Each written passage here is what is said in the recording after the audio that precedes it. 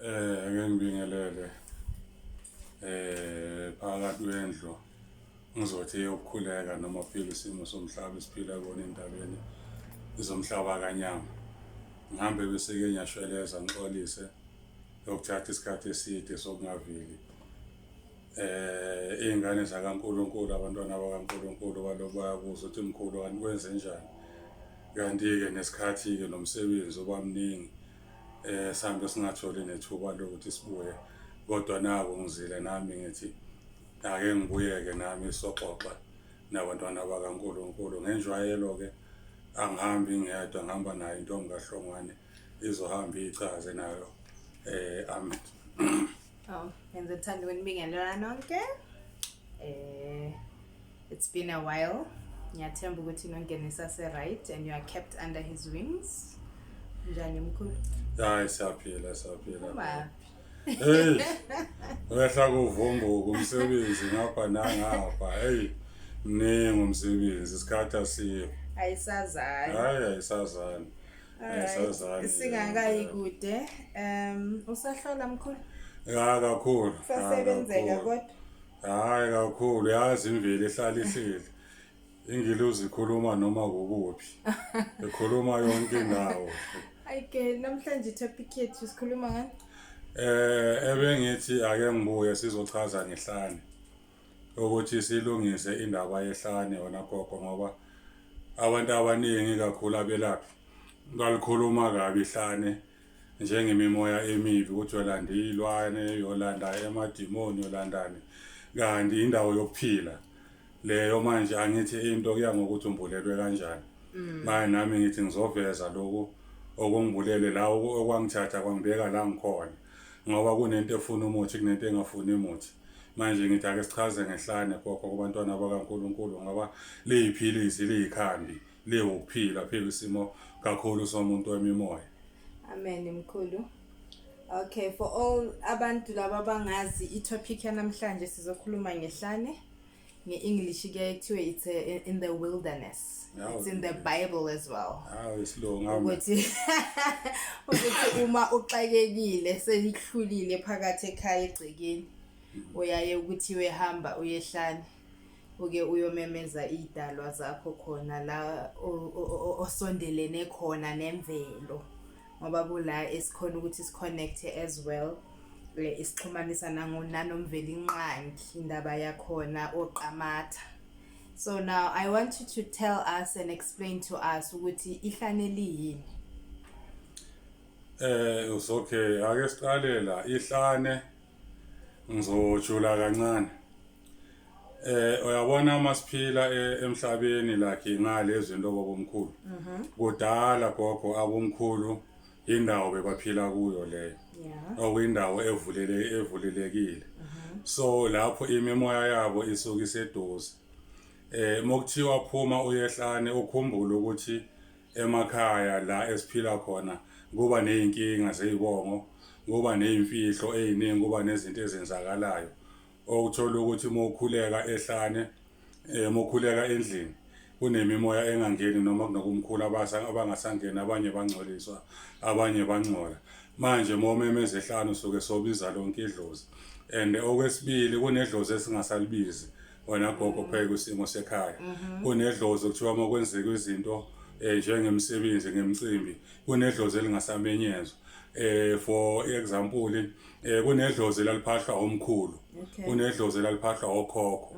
Thina ledlozi esingasalibizi, njengoba sesibiza thina idlozi lomkhulu, nina kogogo nina komkhulu. Ngale kokhokho abasamenyezwa, ngale kokhulu abasamenyezwa. Manje sokuyidlozi lele seliphila kuphi ehlane, sokuyidlozi lele lingasangene ekhaya ngoba alisabizwa. Manje ukuya kwakhe ehlane usuyohlanganisa nalo lonke idlozi elingangene ekhaya elingasamenyezwa. Hayi. Kuyazwakala ke mkhulu. My mkhulu, as a spiritual person, I normally see abantu esikhathini esiningi abahambayo beyobamba umkhuleko wasehlane. Is it limited to only people that abane gift spiritually, or ivuleleke nokuthi nje umuntu mangabe nje ufuna ukuhamba nje impela ayoziconnectela because of there is a misconception whereby it is believed angazi noma ngithi yilo akusisiko konje bakungasisiko kuba yini nokuba umkhuba ukuthi kuthiwa kuya abantu only abanobizo aba spiritually inclined that have a calling. Can anyone nje oaye nje ehlane nje namakhandlela wakhe ahambe nje ayophahla aphinde futhi akhuleke? Ihlane gogo livuleleke wonke umuntu.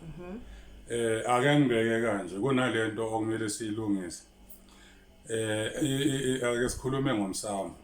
Imsamo mithathu angithi kunomsamo sekhaya komalume kunomsamo wakini ekhaya kobaba kunomsamo kuwe emzimbeni angithi uthola ukuthi lemsamo emibili iyabheda angithi umuphahla uzwakala ekhaya ngokwesiko lasekhaya bese ke sokusala lomsamo kuwe manje mosoya ehlane wena usuyolungisa labantu abakuwe egazini labantu abaphila kuwe abavulela wena inhlanhla uwe umuntu obalokhuzo uyabaphahla ukuthi bakwazi ukuthi basondele phezu isimo sempilo yakho kuzinto zakho zikwazi ukuthi zikhanye kahle kahle usuke uyovula inhlanhla noma usuke soyobiza lapho indabuko umuntu wakuletha la emhlabeni njengoba ngisho ukuthi kunedlozi elingasangene ekhaya manje kufana nokuthi moya ehlane usiya ku-head office ngoba lapho sokufika naledlozi leli kunaledlozi nagogo kuthiwa abadonswa ngeikhumba ledlozi elidala leli lingasakwazi ukuhamba thothi abanye manje abasakwazi ukuhamba sebadonswa ngeikhumba abanye baza ngamahashi kanjalo manje usuke uyabiza labo bantu labo phezu isimo sempilo yakho. All right, Mkhulu ngiyabonga ngalokho. And then can you kindly explain ukuthi ehlane kahle kahle uma ngiya ngithi ke nguzanele ngiyahamba ke manje ngehlane ekhaya kuthandazeki because of various reasons umsindo noma akuzwanwa because I believe ukuthi angeke ukwazi ukuthi ungathola inner peace when it comes to meditation and praying endaweni enomsindo. So mase ngiya ke lapha na mase ngifika ke who am I summoning? Ngibiza bani ehlane like into efana nalezo ngifike ngiyakhulekela uNkulunkulu because of there's a group of abantu engeke ngize ngichaze phecelezi ukuthi obani that believe ukuthi mawuya lapha you are going there to summon amademon.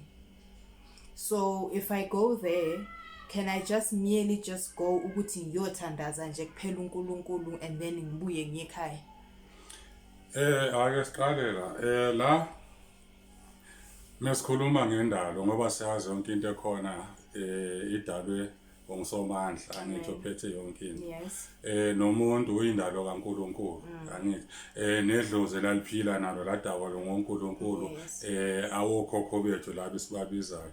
So umoya ehlane yebo ngivela inqanga kumele sim-involve simbize kodwa manje uma usufika ehlane usubiza okhokho ukuthi nina kokhokho nina nangilethe emhlabeni nina enanazi umama nobaba bangakazi ukuthi ngizofika phela isimo somhlaba ngizophahla nina kusho ukuthi manje uzophahla ini indabuko yakho labantu abakuletha kuphi emhlabeni uphahla manje uxoxa nabo ngoba kuyenzeka ukuthi ngoba kuyenzeka wena gogo phela isimo sempilo esiphila kuyo njengoba ngisho ukuthi imsamo emakhaya igangelwa kakhulu uthola ukuthi inhlanhla yakho kudala yavuleleka kudala abantu bakini bakuphi inhlanhla but ayifiki kuwe angithi but kunabantwana bakaNkulunkulu uthola ukuthi uyayiphupha izinto ebusuku mekalele inhlanhla uyayiphupha mekalele but ayifiki kuwe uthola ukuthi manje lewe lamathonga abayirelease manje mosobuyela ehlane yokhuleka ehlane sobiza nalomuntu ophethe inhlanhla yakho sozubuyela kuye ukuthi ndoda ngisalindile u1 no2 no3 kwenzeka ukuthi nokuthi nini nangilethe emhlabeni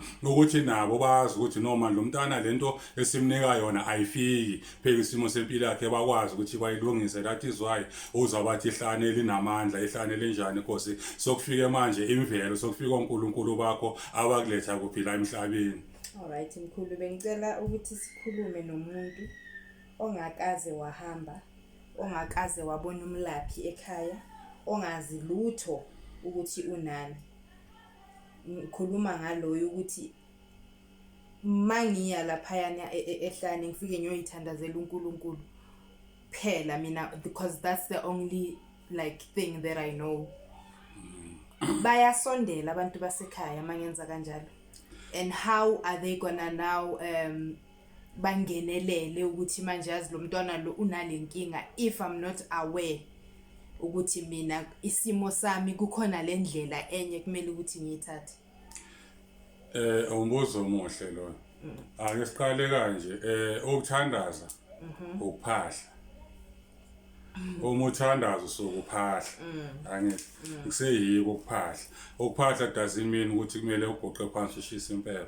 The minute ugoqa uthandaza ubiza umveli inqanga oyibiza abakini ngokomkhuleko kodwa manje usaphahla angithi kodwa manje ukuphahla kunjani ukuhlambulukile angithi ukuphahla ukuhlambulukile manje uma ugoqa uthandaza abantu abadala bayasondela vele kuwo angithi ake sithi uyaqala uyehlane njengoba usho ukuthi umuntu ongazi lutho angithi uma uqala ukukhuleka ubiza umveli nqanga ubiza lokho okukhulumayo lona idlozi seliyayazi into oyifunayo angithi kusho ukuthi ngamanye amagama soyomemeza nalabo abaphendukile angithi laba bebengasakwazi soyalethi alete ukuthi hayi no ngikhona ngila ngikhona but ngani ngokuthandaza bese ke lapho ke noma kanjani moya ehlane for 3 days amaphupha azoba khona into kumele manje uyenze ukuthi uhambe uyehlane ukhuleka ngendlela othandaza ngayo ngoba khona enye into abantu abangayazi umuntu uma kuthiwa hamba ehlane uyothandaza ufuna ukuba serious ayiqoqe angizona gogo ayiqoqa ufuna ukukhuluma nesilungu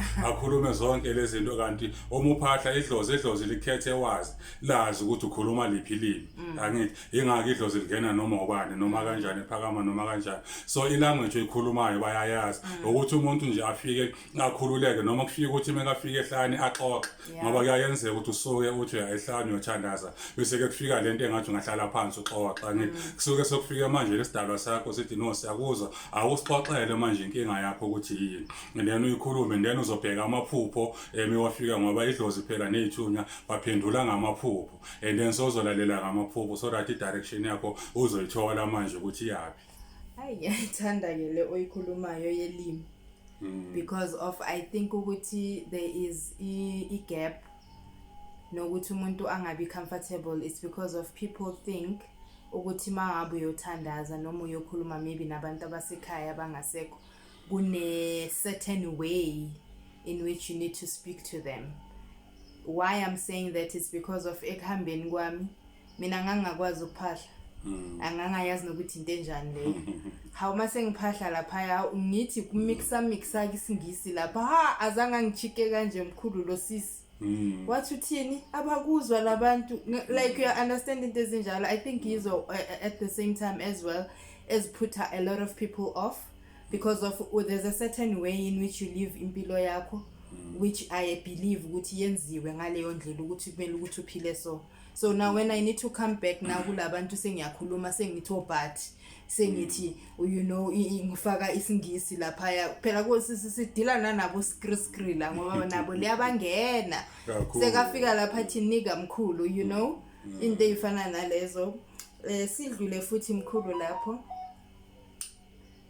What I would like to know is ama rituals ayayenziwa na ehlane ngoba nginokubona ekuhambeni la ngaphandle kunokulethwa imvu kunokulethwa imbuzi uthola ukuthi umuntu manje uyahanjiswa khona ehlane kusuke kuyoyenzwani for a person that doesn't know abona abantu baphethe ilwane because ilwane thina sizazi ukuthi into ezenzelwa phakathi egcekeni cela ukuthi usenlighten ngazo yazi gogo idlozi nemimoya izinto ezijulile ngamandla izinto ezijulile ngamandla izinto ezinamandla kakhulu and idlozi ihlale lihamba nawe mihla namalanga alikushiya so uma ukhuluma ngesimo sehlane ukuthi kulethwa imbuzi kulethwa ini ehlane ake ngikhulume nomuntu onganakhaya kunabantu abanganamakhaya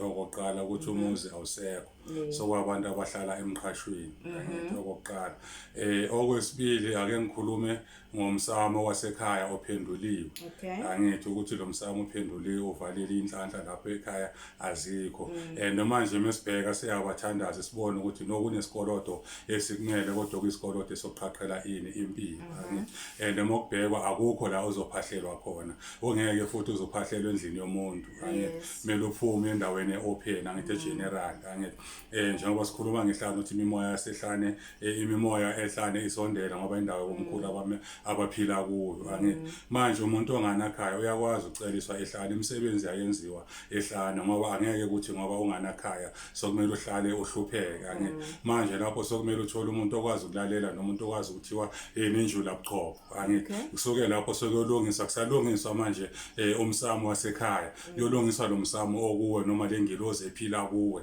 uphahle then mophahlwa lapha ubekelwe indawo nabo bese ke bayatshelwa ukuthi ingane izophahla la ngoba umuzi awukho angithi njengoba umuzi ungekho manje sizomcelela ukuthi nani sondelane nimkhakhele 1 no 2 bese ke nihambe nimdabulela umuzi nimupha umuzi la ayoniqoqa khona ayonifaka khona manje so aligna lemimoya ukuthi manje ayikwazi ukuthi imekubusisa ibekubusisa ngomuzi ngoba manje uyiphahla esigangeni angithi manje ukuze kuzostop ukuthi uyiphahla esigangeni abakwazi banabo ukuthi bakuphe ini ikhaya ngoba monganakhaya kukho la uzophahlelwa khona ngoba sometimes shothi kuyayenzeka ekhaya abantu basindisiwe bathi akuhlatshwa la ekhaya kwenziwani but lento ihleli phezulu isimo sakho sakwazi ukuthatha siyokwenzela lapha yana ehlane naseduze kwamanzi ukuthi labantu abakuwe bakwazi ukuthi baqhaqhele impilo. Hayi ngiyabonga mkhulu. Ngithande le part ethi mau explainer uma usemqhashweni uhamba uyoyenzelwa ehlane. Ngisacabange i-next question. Ngicela ukukhuluma nalabantu abanceda abantu basemqhashweni. Umuntu anuka impepho emqhashweni abathi makayophahla emqhashweni ikhona le?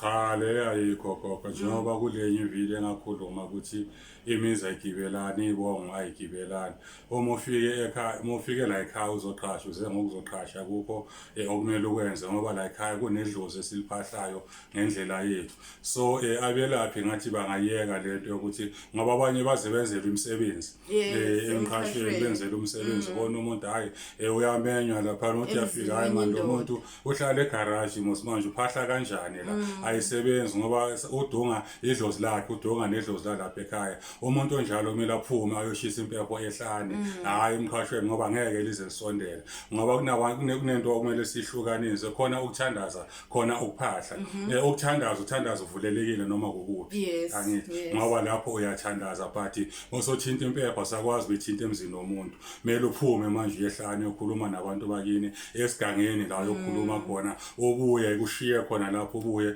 uzoqhubeka ngokuqhasha ayikho into okumele uyenze eqondane nedlozi phezulu isimo somqhasho. Okay ngiyabonga mkhulu.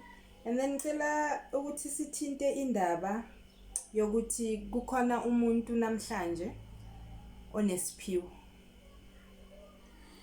siyamhlupha akanakhaya noma sometimes uthola ukuthi umuntu unalo ikhaya kodwa mhlambe ungenwe idlozi lakabo mama mara yena uhlala kabo baba. Umuntu onjalo esimeni sokuphila esimeni samandla esimeni somoya wenziwa kanjani because ngiyaye ngizwe ukuthi kuthiwa uyakwazi ukuthi uhambe uyoyenza ikhaya ehlane. How true is that and can you please elaborate more ukuthi kwenziwa kanjani in terms of that? Nje ngizowela lapha isimo sokujula.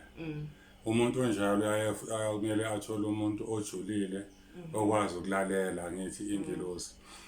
Umuntu njengaloyo gogo uyaqala nje ahambe akhelwe isikhundla ehlane ngoba manje akakhona ukuthi angabiza ngapha khabo mama khabo baba ngoba uzophambanisa izinto ngoba futhi yayenzeka ukuthi uthi khabo baba kodwa ubuyinhlanhla yakho ibingapha khabo mama ngithi ubusiseke ngapha khabo mama thola ukuthi manje ngapha awukhoni ukuzenza izinto uyaye uphume wenzelwe isikhundla ehlane kodwa endaweni efihlakele angithi la ozofika uintroduce khona imoya yakho angithi la ozoloku imemeza khona imoya yakho ukuthi ijwayele ukuthi la nakhona kuyabikwa kuqala ngithi ukuthi uze wenze lesimo wenziswa phezulu isimo sakhe angithi uchazela abantu abadala kushiso ukhuluma ukuthi nezinto ngoba kunokuba nama rituals afunakalayo kwesinye isikhathi amaladi kwesinye isikhathi ini wayenzela khona lapha ngithi noma kwenziwa utshwala uhambe notshwala nje kubeke lapho uphahle labantu wakhelwa isikhundla khona lapho so that ngoba manje kumele understand ukuthi sesilungisa imimoya manje ekuwe egazini angithi sesilungisa imimoya ngoba kuyayenzeka thola ukuthi nakuwe izibongo iphambene angithi izibongo iphambene azihambi ngendlela but masiphuma sehlane sokhuleka suka sesibiza umuntu odirect for impilo yakho angithi ukuthi noma sesiphahlile lapha ehlane sabika siyayichaza lento ukuthi siyenza ngokuthi sesenzela ukuthi nalo ledlozi kumele likubusisele phezu kwenkulumo yokuthi nawe kumele uthole amandla okwazi ukuthi uthole ikhaya angithi le khaya uzolimisa ngani ngokwesibongo sabo manje lapha ehlane ukubancengisa ukuthi indawo esonibeka kuyo le engizothi mangifika ngizophahla but indawo okungamelanga yaziwe noma ubani ngoba ukuphila kwakho kukhona lapha. Oh hayi ngiyazwa ke Mkhulu lapho. And then now njengoba bese sishilo ekuqaleni ukuthi Ihlane lindawo where you can also summon angithi ama ancestors ezukhuluma manje ukuthi ungakwazi ukuthi ukhe lapha. So I saw another video ngelinye ilanga kuthiwa labantu laba bahamba beyothandaza Ihlane lapha na kumenyezwa noma ubani khona nama evil spirits as well. So tell me Mkhulu, if keva kayenzakala ukuthi sengingenile ke manje ngisehlane ngikhethe indawo yami yokuthandaza without me even knowing ukuthi bekhona umuntu obekade azoganga same spot le engikuyo mina, so can I inherit whatever it is lama bad spirits or bad omen leyo esele lapho kulelo litshe mina engilibone nje ukuthi likhamfi ngoba phela kuthuswa abantu ngezindlela eziningi kuma socials whereby now you are gonna come and say to people bekukhona umuntu before that was practicing witchcraft in the same spot that you're gonna be summoning wena abantu bokuthi ulwela impilo. Can you just clarify that and usitshele nje kabanzi ngaloko ukuthi how does it work? Ake ngiqale la uma sikhuluma ngemimoya yobumnyama ake sikhulume ngendalo uNkulunkulu izinto ayidalile la emhlabeni izimbili okuhle nokubi. Yes. Engako kuthiwe khona ukhala khona ujabula ngithi okumnyama nokukhanya. So mengeza lapha isimo salenkulumo oyikhulumayo into ezokulandela kunama sacrifice angithi wemimoya yobumnyama ama dark spirit angithi owamemayo wena empilweni yakho yiwo la ngoba manje kunemithetho ozoyilandela yokuthi ayivusa le mimoya uyayithatha uhamba nayo but uma uhamba uyothandaza noma umuntu angafika ayenze lokho akwenzile ngoba leyo nto isuke engaqondananga nawe uzokhuleka lokho okukhulekelayo imimoya emibi angeke izikulandela until kube uwe oinviteayo ngokwenza inama rituals akhona but mofika wena okhuleka ehlanu uzokhulekisa lento oyithandazelayo ngoba mesikhumbula kahle mesikhuluma ngama spirit angithi sikhuluma ngemimoya angithi mesikhuluma ngedlozi sikhuluma ngemimoya yabantu abadala mesikhuluma ngemimoya yobumnyama sikhuluma ngemimoya. So wena if uya lapho udirector ama spirit akho noma udirector inkulumo yakho phezu kwalabantu abawembethe yibo abazokwazi kuyisunduza lento embi ulalele bona ayikho leyo nto leyo wona khokho ngoba ngikhuluma ngoba Ihlane la ngiphilisa kakhulu baningi engibaphi abanye engabasiza ngehlane ukuze la ngikhona ngaqala nami Ihlane ngakho indawo ehlane ukuze impilo iziphakame and Ihlane linamandla ayikho into ezokulandela ongayazi ebeko umuntu unless if by direct kuwe nawe wayivuma then uzoyithwala ke leyo nto wenza ama rituals akhona but nje ayangeke. So if into nento nomnikazi wayo into nento nomnikazi ukuthi ngamangala Mkhulu because of mawukhuluma kanjalo I asked myself ukuthi emfuleni kuyayiwa kukhona abantu abaya ngokuyoganga emfuleni but we get cleansed in the very same river but asikaze sabuya kuthiwa hayi wena ngoba manje namhlanje uyile lapha ubuye ne satanism of some sort or whatever. All right Mkhulu ngiyabonga ngaloko and then bengicela ukuthi sikhulume ngemithi yesintu like your herbs, traditional herbs ziyatholakala na ehlane or maybe there are specific awafana amahlane kukhona mhlambe lawa anemithi etholakalayo yokulapha yo indigenous medicine or ake ngiqale la ngizokhuluma endawo ebalekile ngathi singabuye ngelenye la ngasikhulume ngamanzi ngengilozi zamanzi ukuthi why futhi umuntu okumela uphahla emanzini. Okay. ngoba nabo nakhona phansi le kuyoba i-next topic nayo futhi into ezosiza abantu abadala abantu abaningi ngoba nayo inenjula yakhona ukhumbula ukuthi lezi zinto engikhuluma ngazo izinto engidlule kuzo akusizo into engazi research owazikho emoyeni impilo engidlule kuyo manje ngiyayazi ngiyabashayelenja futhi nabazongiphikisa la wena gogo mokhuluma ngemithi emesikhuluma ngehlane ihlane isiganga mokuyisigangi imithi bakhona noma kweliphi ihlane then it depend aphe kwisimo sakho nabantu abakwembethe ukuthi sometimes kuyayenzeka uphahlo bese bayakubonisa ukuthi akubuyela njengamanje khona insizwe engiyiphethe abahambile baye emanzini angithi empophomeni babuya nomuthi omunye athi Mkhulu ngithe mengene empophomeni mengiphuma kwathiwa ngikuphelene bengithi ngiyayibheka utshani bezo ayibona so ihlane likhona umuthi khona kuyo yonke indawo yesintu ngoba isiganga kula ugujwa khona. Okay Mkhulu. Ngiyaye ngibone kukhona amahlana wafana. Kukhona lamahlana neiduli. Uthola ukuthi umuntu nakho uhambile ke manje sekayothandaza yena and uyothandazela lapha esidulini. What is the purpose of isiduli? Isiduli esijulile. Yazi pheke isimo senkulumo yesiduli. Pheke kwenkulumo eyesiduli. Ngizothanda ukuthi mengakhuluma ngesiduli ngicela uyibeke kwibhali kunento engifuna ukuyibonisa abantwana bakaNkulunkulu because isiduli abantu kuhamba nocreme angithi abantu bazi ukuthi isiduli moyolahla isilwane uyesidulini uyolwa esidulini moyogeza umuntu uyesidulini yabona kanti isiduli sinobuhle njengoba ngithe uNkulunkulu udala into ezimbili okubi nokuhle nesiduli sinobuhle isiduli angithi isiduli asebenzisa umntana wedlozi ukukhuphula imimoya ekakhulu futhi pheke isimo sabantu abaphambene ngezibongo angithi abaphambene umuntu angasazi ukuthi uphahla abantu ukuthi omunye uzalwa ngapho wakhulela le iyambatha lento iyamhluza uyaya esidulini lo muntu kunosiko noma kunendlela afika iyenze lapha esidulini ngako ngithi engathi ngoba khona uyabona mosiphula isiduli kunalezilwane lezi eziphumayo lezi ezincane amajekete lezi ngathi yibo lezo ilwane lezo uyakwazi ukuthi uyithathe nenhlabathi yakhona omoya ophahla ukuthi ilokhuza uphambene ngemimoya yakho uphahla uthathe leyo nhlabathi uthathe nawufaka iswashu ufuthe ngazi idlozi buya lonke lembathi lakwazi ukuthi liqoqeke manje iyaphahla esidulini kwenzeka okubi kwenzeka okuhle phakathi kwesiduli kodwa manje umoya osebenza kwazi ukuthi uqala usibheke ungathola isiduli esisebenzile. Okay Mkhulu ngiyabonga. Is it true Mkhulu ukuthi esidulini kuphakama kakhulu amakhehla? Phela sihamba neimbumbulu kule ndlela le. Ngoba mina ngike ngatshelwa leyo nto leyo. Ukuthi lapha yana kuona amadoda empi. Mawufika lapha yana nje uhlukumezekile kunamadoda wempi nje asukuma ngeenyawo. Ikhona leyo nto leyo. Yazi gogo khona into okumele siyazi. Njengoba sinabantu abadala khona idlozi elizogezeka libe clean kodwa khona elizosala ompi yakhe angithi ukuthi ingako ngaye ngathanda ukuthi umuntu ahleza phethe amakhandlela abovu ngaso sonke isikhathi ngoba usuke sophakamisa ledlozi manje elilindele ugadla angithi thola ukuthi omunye wahamba athakatha omunye wahamba kanjani kodwa bagezwa labo bantu so noma uya noma kukuphi noma ungayophahla eduze kwamanzi uzosukuma loyo muntu noma uyophahla as long uyolwa ngithi manje usuyomema labantu abalwayo so manje sengishela ukuthi esidulini nothi ukuthi phakama amakhehla kuphela phakama yonke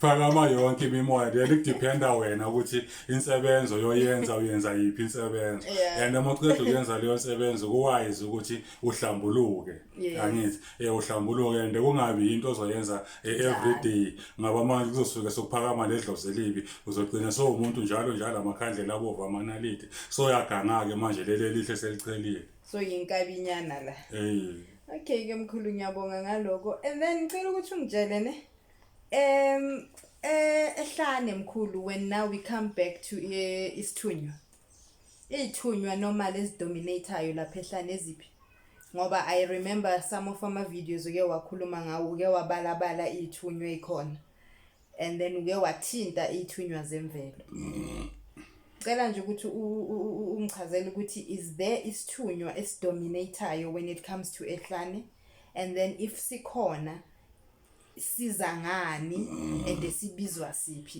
ilo isithunywa? Isithunywa gogo kakhulu imimoya noma ngithi abantu abadala abamemezayo ehlane ithunywa zemvelo. Mawuyithunywa zemvelo ithunywa ihlangana nonomkhubulwane. Okay. Angithi ithunywa ezinkulu kakhulu esibheke inimvelo eseyibheke manje nani nokudla nemali ekhaya ukuthi kuvimbeke isimo senhlupheko. Ingakho yayiphakame nesimo sama fruits angithi ithunywa enjalo kakhulu umuntu othandaza kakhulu ehlane uphiwe kakhulu imimoya yethunywa zemvelo zombona ngejazi legreen elihlaza okutshani ithunywa zamandla lezo kodwa ezinokujula nje kakhulu ukuthi uma ukhuleke kuzo noma uyimemeza ziningi izinto eziqhaqhekayo nempilo iyaqhaqheka pheke impilo yakho ngoba yinezemvelo. Ithunywa zemvelo nje kakhulu. Okay, uma usuthintile nalapha indabeni zezithelo, can a person ayenze iladi lokunikela ehlane? Uyakwazi ukwenza, are you allowed to do that? Yazi mokhuluma ngokunikela wena gogo uma ukhuluma ngokunikela kunento enje engithanda ukuyibhekisa abantwana bakaNkulunkulu. Kunokuthi uphahle angithi uphahle but into zakho zingavuleki. Angithi ucele ngako konke uyenze zonke izinto uthola ukuthi manje labantu abaphahlayo balambile. Kuvaleke ukudla endlini kuphela ukudla endlini uthi ledlozi lelo liphahlayo idlozi elingamenyezwa njengoba bengithi kunedlozi elingamenyezwa angithi thola ukuthi manje lelo dlozi elilambile ngoba nawe angeke uzosebenze ulambile angithi manje uma uya nezithelo noma uya nezithebe ehlane usuke manje uyobika ukuthi naku idlani enithola amandla abantu abadala notshwala nokhamba alisali ukuze manje uthi moba invite abantu abadala bamemezela pheke into ekhona ukuthi bathola amandla bakwazi ukuthi bakulekelele. Yebo izithelo yona umuntu omdala ziyafuneka kufana nokuthi uphahle nje nangempuphu kuye noshukela nempuphu ehlane namanzi elokhuza namanzi ompuphudla ukubeke lapha nezinto ezisebenzisayo endlini uthi mophahla uyishiye wenzela ukuthi mebafika abantu abadala nabo bathole izithebe ukuthi bathole amandla baphakame. Okay, Mkhulu. And then tell me like ukuhlambuluka uyakwazi ukugezela ehlane and umuntu makuthiwa makahamba ayogeza ehlane kusuke mhlambe ukugeza okunjani okuhlangana nokuthi yini into ekenza ukuthi kuze kuthiwe yakahambi ayehlane ngoba sometimes kunokuthiwa nje indlu ayihlanze kuhanjwe kuyogezwa ehlane kuzobuywa abanikazi bayo mase konakele kakhulu. Cela ukuthi uchaze nalapho. Ukugeza gogo ikakhulu ehlane kusuke kubheda kakhulu umsamo idlozi. Kuba kaningi. Kuyayenzeka uthola ukuthi umuntu okwembethe noma abantu abakwembethe abantu abangazange badlula ekugezeni ukushona abantu ekhaya abanye baphambanselwa ngemithi eminyama abanye into enjengalezo. So uma uphuma uyehlana usuyomemeza manje lemimoya noma abantu abadala abangagezekanga ngoba angeke noma ikakhulu futhi noma kufaka idlozi mokhuluma ngokuthi kumele kuphuma abantu kusuke manje sokulungiswa ikhaya ukulungiswa ikhaya izinto kumele ziphelele ngaphandle zigezwe ngaphandle obumnyama kugezwe esigangeni ukuthi kusondele lonke idlozi manje lihlambuluke ngoba kuyayenzeka ukuthi thola la ekhaya siyageza but kunabantu abangasaminywa idlozi elingamenywa la ekhaya ukuthi lona nina niyageza lona ligezekanga uthola ukuthi noma uliphahla njalo into zakho ziba mnyama bese ke kuthiwa hayi man yazi la kunomuntu ophakamayo kodwa lo muntu uzangenzile ngathi singahamba siyehlane somgezo sokuyogeza loyo muntu loyo. So ngaleso sikhathi kuyobe sokukhuluma umoya ukuthi lo muntu omgezayo umgeza ngasiphi isibanga ngaliphi ibanga futhi uyomgeza kanjani ngoba usuke so directwa ispirit ile mimoya ekuwe ukuthi yini oyoyenza mele uqale kuphi before lo muntu agezeka ngoba uma uyageza ehlane sokuyogeza umuntu noma imimoya le ohamba nayo. All right, ngiyabonga Mkhulu ngaloko. And then manje bengicela ukuthi sikhulume nomuntu ne on a spiritual gift but akuthandazeke egcekeni maybe usemqhashweni nakhona nje kuleyo ndawo leyo umqhasho because emqhashweni remember ukuthi akusijarid like yini ngithi linezinto zalo uthola ukuthi akakwazi manje namaphupho ayameyisa. Can you please just uncede loyo muntu ukuthi makafika ehlane yini ekumele ukuthi ayenze asebenzisa amakhandlela kanjani ongakaze waya nje ukuyohlola just ukuthi ayi nje ngoba sometimes kunokuba nalentshisakalo nje uyabona ngathi ukhona something that you know ukuthi hey man there's a void engafileki ngicela nje ukuthi umuntu onjalo kumele ukuthi ayehlane afike ayenze njani ongakaze waya but ozaziyo ukuthi unomoya okokuqala nje engakusho bekwaloko umuntu onjalo into engizoyitshela abantwana bakaNkulunkulu uthi moyehlane ngizocela bangashintshi indawo ukuthi namhlanje uthandaza la kusasa mobu uthandaza kwenye indawo angithi bese nguthandaza ngapha kumele wazi ukuthi moyehlane uba nesikhundla sakho la oyofika uthandaze khona. What is the purpose of that? Ngithi ngiyangena nyana lokho into eyenza lokho nagogo ukuthi uthandaza la uguqe khona usukumemeza labantu ama-spirit angithi abantu abadala ukuthi basondele so manje musushiftile solahla i-direction between wena nabo angithi ngoba sometimes bayothi uphahle bafike bahlale bakulinde angithi khona lapho sebaza nezimpendulo angithi uthi manje wena usabuyelanga lapho soya kwenye indawo kanti mobuyela manje la same place wenzela ukuthi manje bazi ukuthi uqala uthandaza bafikela kwesiphi spot and then number 2 ehlane nyaye ngithanda ukuthi umuntu aye 3 days angithi okokuqala moya ehlane okokuqala nge-first day ufike uyointroduce angithi umemeza abantu abadala ukhala ngelanga lesi2 usukuyobika inkinga zakho angithi ukuthi inkinga kula nala kuba yila nala angithi and then okwesithree olanda i-report angithi izimpendulo zabantu abadala angithi izimpendulo nje kuphahla manje mohamba 3 days ngoba into yabantu abadala ugweje angithi kumele uyehlane 3 days after 3 days uphumule and then ulalele in amaphupho so umuntu kumele aqale angashintshi indawo akhuleke endaweni eyi1 and then ihlana alihambe 3 days and khona into engayithandi leyo abatshela abantu ukuthi mothandaza kumele ushiye ikhandlela angithi ikhandlela kumelanga lisale mhlawumbe ehlane ngoba ikhandlela ulayitela labantu angithi abadala uma ulayithe ikhandlela molicima balandela ikhandlela bahamba le manje leyo nto abantu abaningi abayazi especially abasizwa abantu angithi nabo senyababhekisa ukuthi angavumi ikhandlela lakhe lihambe nomthandazo noma kumeka phethe ikhandlela ayolayita komunye imizi ngoba manje labantu bayovuka komunye umuzi yophambana nabo so umuntu umeka phethe ikhandlela akayi straight lahlala khona afika layite khona and abantu bayakwazi ukuthi moshiya ikhandlela athi umuntu ushiya ikhandlela asambe yena ngithuthi useduze kwalahlala ngakhona abuyele futhi ayolanda lelo khandlela abuya aphendula abantu bakho so izinto othandaza ngazo ehlane kumele zikhiphe kuwe zingayi komunye umuntu ngoba njengoba ngisho ngoba ngikhuluma kanje ngoba izinto engibuya kuzo yayibona leyo so into dala wangila khokho nyazazi lezi zinto so ikhandlela ungalishiyi ehlane not unless if uzambela uyi1 ngozambela wena uyi1 ufika lento ukuthi lishiye ungalishiya kungabi khona but if uhamba nomuntu ungalingi ushiye lelo khandlela buya nalo ekhaya ungamane ungalikhanyisa ubuyele futhi olikhanyisa ngakusasa lapha ehlana ngoba liphethe ini inkulumo ebheke kuwo.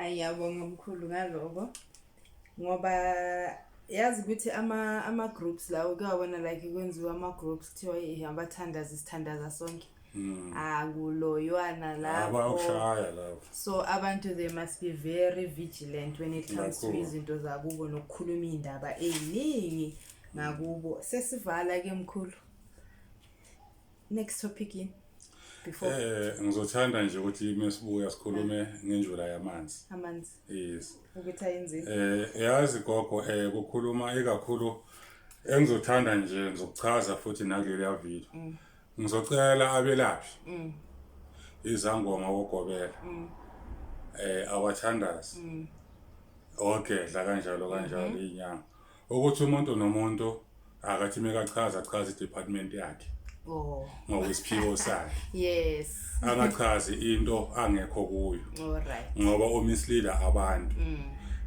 angithwasanga angeke ngichaze ngobungoma angibazi ubungoma. Yes. So nesangoma asiyazi injula yamanzi. Asikwazi ukuchaza ngamanzi. Asikwazi ukuchaza ngezithuni ngoba kasazi isithuni. Umuntu omela achaze ngenjula yamanzi umuntu ophile emanzini.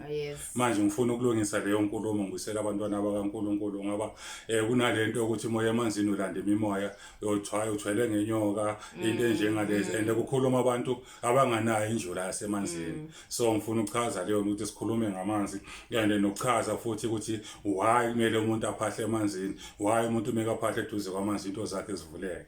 Into enjengaleyo. Angangenanga phahle nje phezulu. Angazange wangena wathintwa ngamanzi but okuma phezulu nje aphahle bese kuza kusasa sika Diamond ngithola interview ngiyaku interview amanzi sengiqashiwe ngiyasebenza akathintanga umuntu akathintanga next. Manje ngako ngichaza ukuthi ingako ngithi umuntu nomuntu akachaza i-department yakhe angangeni kwamanye ama-department ngoba mislead abantu. Alright, Mkhulu, ngiyakuzwa, it's very fair lento eshoyo. Umuntu makagxile kuloko aphiwe kona. Angithi elifini we all have purposes. Angithi there's a reason why we are all born. If you have not found a purpose yakho, yenza lento ekujabulisayo up until such time. Because ngiyaye ngisho ngithi umuntu makayenze into emphilisayo. Yeah, understand, because manje kuliwela le ndaba leyo ukuthi now we're gonna argue about ancestors and the Bible and God. And I do not want to engage myself in those conversations because of what I'm doing. Le cocktailing yenzayo, it works well for me. Yeah, understand, Mkhulu. Sesivala Mkhulu, ngicela ukuthi ushiye ama-number wakho nokuthi usebenza kanjani nabazali bani uyabahlola.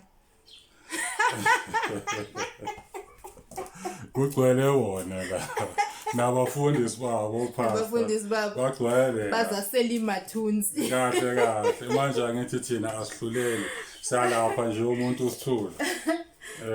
Ama-number wakho Mkhulu to get in contact with you umuntu makafuna ukuhlola, and how ama-consultations wakho usayahlola face to face, nange-phone online and telephonically as well. Ngicela ushiya ama-number wakho in a case yokuthi umuntu uyakudinga nje ufuna ukuxoxa nawo. La sesivala abantu abadala kuningi okusamele sikhulume. Ngisafuna nokuchaza ngendaba yesikolo. Isikolo? Iphupho lesikolo. Ngisafuna ukuchaza ukungikhumbuze kwenye ivilo njengechaza. Ngoba kunalento yokhrem, angithi lento yokhrem. Intwaso, kanti uyasiphupha isikolo unganayo imimoya. Unganayo imimoya yokuthwasa usiphupha isikolo. Manje ngifuna sike sichaze naso ngoba abantwana babantu bayalahleka. Abantu abadala endle emnyama esilo saka Mageba.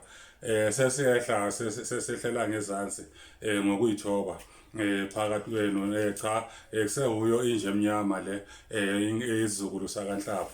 La ngitholakala emndeni eSoweto ngase first gate umuza ngetaxi laphelela khona ama taxi yasemndeni kuthiwa kashaya zafe kula kuphelela khona. And then ukusebenza ngisebenza during the week ngiqala from Tuesday, Monday ngisuke ngiphumlile.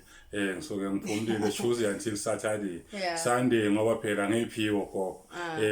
Sifake nokhololo phela manje sihola abantwana benkosi ngokuphiwa ngithi. Manje Sunday ngisuke ngilapho ngihola abantwana benkosi ngisenkonzweni. Manje Monday ngiyaphumula. But Monday it's a boys holiday Mkhulu. Exactly. Noma kanjani.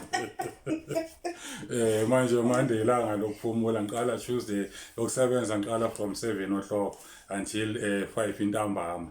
And then consulta ngithanda ukuthi umuntu uzongithinta ku WhatsApp for ama-fee. Angithanda ukukhuluma online. Yes, imfihlo zasekhaya. Yes, and then online siyayenza but online ngiyenza after 5. After 5. Because during the day kusuke kunabantu ngibhizi. And then ngiyenza after 5 nayo i-procedure yakhona kuhle ukuthi umuntu angWhatsApp engikwazi ukumchazela. Ifone ene WhatsApp esebenza kakhulu i-061 240 1235. Mina ngangisebenza ebank mawubiza ama number mele uthi 061 ungathi 12 uyibize 12 ngoba sometimes awuzwakali mabamameli uthi 1240 12 bani hayi badindaba 061 240 1235. Uzobabizela khokho. No, sizobabhala ku description yakho. Yes, yiyo ke indawo then abaza ngeimoto elocation ikhona esobathumela yona umuntu omdala and umuza la ekhaya njengomuntu onomthandazi kuba nesigubhu ozanaso samanzi ngoba ngeke wena gogo iswasho ngenza iswasho umuntu mekazo consulta sisuse imimoya le exakile ngithi ukuthi uthola imali and then kufana nephathi cleansing ngithi ukuthi uhlenze mobuya uzohlola nje uthola into ezohamba ithi ukugijima nje emzimbeni nqoshe nje lamadimoni kodwa ingeke ikwenza imillionaire cha angeke uvuke unemali mawuqeda ukufutha ngaso kodwa mawuneyikolodo ushona lapho wazenza khona uyokhokha nje kodwa yona isusa nje lezi zinto ezikubambile ichitha into enjengalezo indlela engisebenza ngayo leyo umuntu omdala. Alright, siyabonga mkhulu. Ama numbers ngizowashare ku description box. Amen. So that people can get a hold of you if bayadinga ukuthi bakhulume nawe. Sizohlangana ku next topic. Yes. Mase sikhuluma ngenjula yamanzi. Yes. From my side, I'm signing out. Nibe nosuku elihle. I hope you enjoy the video. Ciao. Emakhosini bayeke ngwenya amathwa ngamhlobo.